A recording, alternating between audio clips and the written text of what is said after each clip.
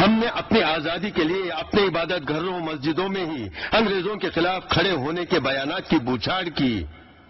بس اس کا یہی مقصد تھا کہ یہ ہمارا مذہبی فریضہ ہے. اپنے بھائیوں کو سمجھائے کہ انگریزوں کے خلاف ہونا ہمارا مذہبی فریضہ ہے. اتر پردیش جو ہے وہاں ایک سہارنپور کے پاس ہی دیوپتی نامی گاؤں ہے. اگر اس گاؤں کو آپ جائیں تو خونی مسجد کے نام سے ایک مسجد ہے, عبادت گاہ. آپ دیکھ سکتے ہیں اس مسجد میں اب نماز نہیں ہوا کرتی.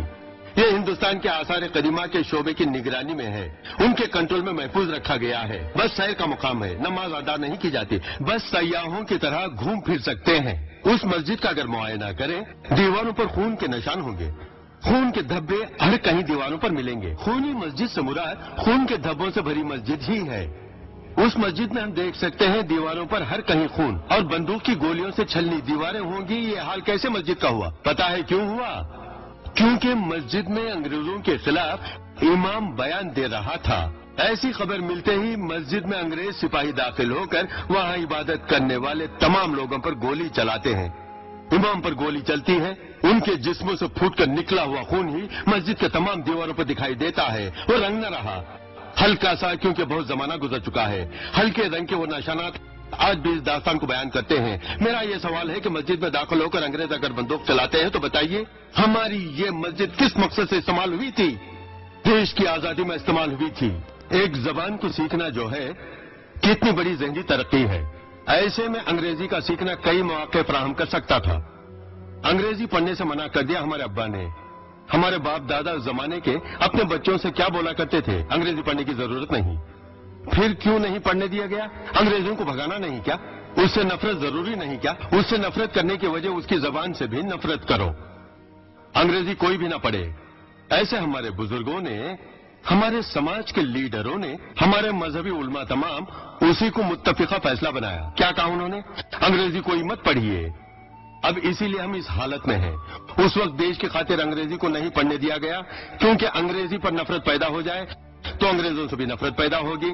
انگریزوں پر ہمیں غصہ پیدا ہوگا. نفرت کے اس بیج کو بونے کے لیے کیا گیا انگریزی مت سیکھو. انگریزوں کی طرح کرافٹ رکھنا بھی منع تھا. جو بال کتراتے ہیں کرافٹ کہلاتی ہے. انگریز چونکہ کرافٹ کٹ کرتے تھے, مسلمانوں کے لیے کرافٹ رکھنا منع تھا. ہمارے ہی اپنے علماء اور بزرگوں نے اعلان کر رکھا تھا. کیوں ایسا کیا تھا؟ انگریزوں کی وجہ قطع ہم اختیار نہ کریں. پینٹ پہننا بھی منع تھا. 60 سال پہلے ہمارے علماء نے کیا فیصلہ سنایا تھا؟ پینٹ پہننے کو منع کر دیا. کیوں پینٹ سے روکا گیا؟ انگریز پینٹ پہنتے تھے.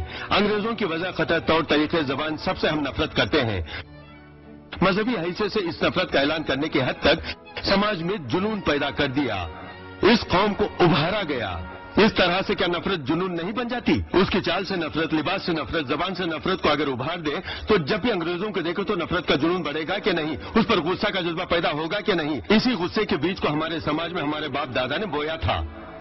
ہمارا کیا حال ہوا؟ پڑھنے سے رہ گئے. انگریزی پڑھنا حرام قرار دیا جائے تو بتائیے ہم اسکول میں پڑھیں گے, کالج میں قدم رکھیں گے؟ نہیں. ہمارے باپ دادا اس طرح کی پڑھائی سے دور رہ گئے. کس لیے دور رہ گئے؟ دیش کو چھٹکارا دلانے کے لیے دور رہ گئے. اس سے پہلے تک دیش کی آزادی کی لڑائی سے قبل تک ہندوستان کے لیڈروں میں سب سے عقل مند کون تھے؟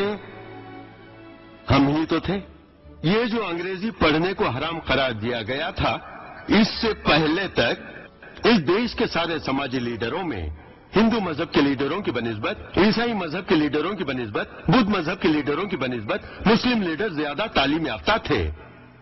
مسلم لیڈروں میں تمام کے تمام تعلیم یافتہ تھے, جبکہ دیگر سماجی لیڈروں میں کچھ ہی لیڈر تعلیم یافتہ تھے. کامراج کی طرح غیر تعلیم یافتہ بھی لیڈر بن جایا کرتا تھا. لیکن ہمارا کیا مقام تھا؟ پڑھے لکھے ہی ہمارے سارے لیڈر ہوتے تھے. یہ کب تھا؟ اس آزادی کی لڑائی کے ابتدائی زمانے میں انگریزی پڑھنے سے منع کرتے ہوئے فتویٰ جب دیا گیا تھا. اس کے پہلے کے دور تک اگر ہم دیکھیں گے, جتنا پڑھے لکھے تھے بارٹلہ پاس کیا تھا. شوکت علی, محمد علی برادران تعلیم یافتہ لیڈر تھے. سر سید احمد خان بڑے ماہر